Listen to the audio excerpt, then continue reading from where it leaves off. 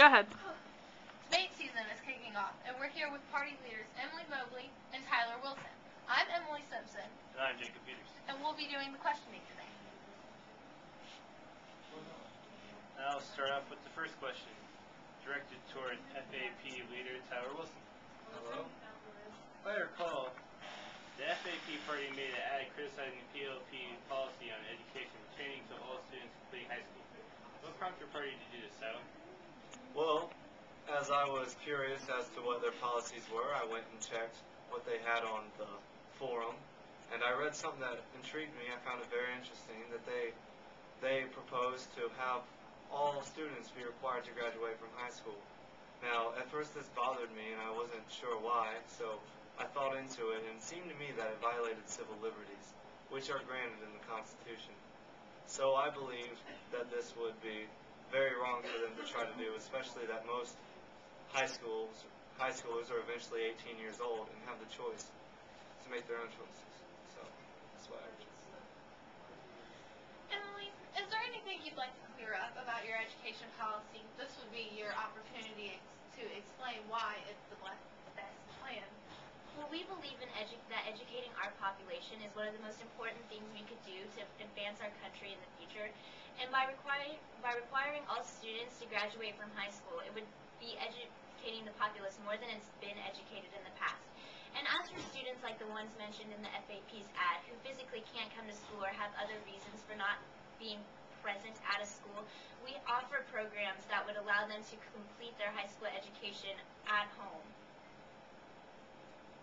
Our concern with their policy was not the fact that we do not believe that the education needs to be increased more, or that we do not believe that it's important.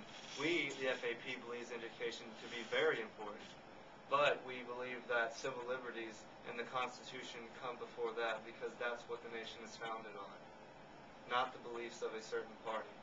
That's why we were concerned what this might do.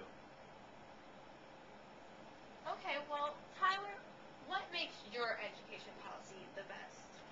Our education policy focuses on equal for every student. Now, in the United States, they have a model that they're paid on how well the school does, or just how well they do. They're paid on merit. We believe that equal funding for all schools, because we believe that the lower schools that do not achieve as well do not achieve well enough because they don't have the necessary equipment that the higher achieving schools do. So we believe that equal funding will help clear this up and to make sure that every school has this chance to achieve well. Any response to that, Emily?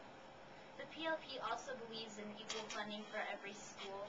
We believe that students, no matter where they live, should be able to get an equal education with everybody else. Any last comments on this before we move on? We also would like to comment on our belief in teachers being paid in merit. We have been talked about this by many people, and we do believe that. We do not believe that experience is the best way to pay teachers. I mean, traditionally, yes, it has worked. We believe that it should be based on experience and also merit. So it will help a lot in the educational system to make sure that teachers are encouraged to do well and make sure students get the best education they can. The PLP also believes in a merit system for paying teachers. We believe that teachers should be observed when they're teaching and see how well they work with students and how much they're teaching an actual student. Test scores aren't always the best indicator of how well students are being taught. Some students just don't do well on tests. So teachers should really be evaluated on an individual basis. Alright, moving on. This question is directed toward the PLP. I understand that the PLP is focusing on civil liberty as one of your platforms. I posted an article a week ago about pertaining to rights of privacy. What is your party's opinion on the right to privacy? Do you believe it is a fundamental liberty covered in the Franklin Compact? And to what extent do you believe the right of privacy extends to people? The right of privacy absolutely exists in the nation.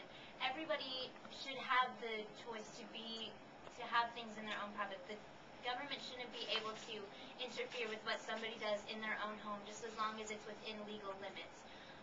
The right to privacy is one of the most important rights that we have here in the Franklin States of America, and everybody deserves to have their right to privacy and to not have it infringed upon by the government. I'm just curious as to if you are campaigning on your civil liberties, does the right to choice not pertain to the country? The right to choice? The right to choice, we believe that the education policy you're proposing violates this right to choice, which is the civil liberties, which we are also fighting to make sure the nation gets to keep. I was just curious. I don't see how requiring people to graduate from high school infringes upon their civil liberties. Can you explain that for me? The FAP sees this, take a scenario, the government requiring someone to get married or requiring someone to play sport. They have the choice whether or not they would want to make a life commitment or just play an after-school activity. We believe that people have the right to choice and it should be given to them and not taken away by the government. Requiring someone to go to school. When someone turns 18, they are legal. Though it may not be in their best interest to drop out of school, they have the choice to legally choose whether or not they want to continue their education. Because there's many things they can do. I mean, we're not advocating the dropping out of school. No, we're not at all. Education is amazing and it's a good way to get through in your life. But we believe there's other options besides education. We should not take those away from people because they don't believe that's what's best for them. The PLP believes that an educated populace is probably the most important thing that we can do to advance our country in the future. And by requiring them, we don't think we're infringing upon any civil liberties at all by requiring people to graduate from high school, whether it be by getting their diploma based on credit or by taking a GED course. Would you require people to get married if you believe that was best? Because I am yet to see the difference here. It's the choice I whether or not apologize, that Howard. I'm citizen going to wants to do interrupt this. with a question here, if you don't mind. With that, then, with the GED course that you're talking about, does this mean that it's possible for them to drop out momentarily, but all people must complete high school? They have the ability to drop out, but they have to complete high school. Before you can register to, take a job or something, you should have to complete your high school education. You can take GED, like if you feel the need to immediately drop out, you can still complete high school by the time you're supposed to graduate. So you're not necessarily infringing on their rights, because they have the ability to also make it up to the GED. It's just more a requirement than just attaining a high school diploma. Yes. Right. Now, if you have any more comments, Tyler, you may go ahead. I apologize. I just wanted to get the question. With your GED, you mentioned that they could obtain a GED through courses at home, which is an excellent program. But you also said that they couldn't get a job until then.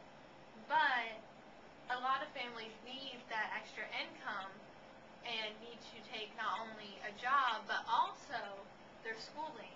And I want to know what your age limit would be. Like, you have to complete your GED by this age.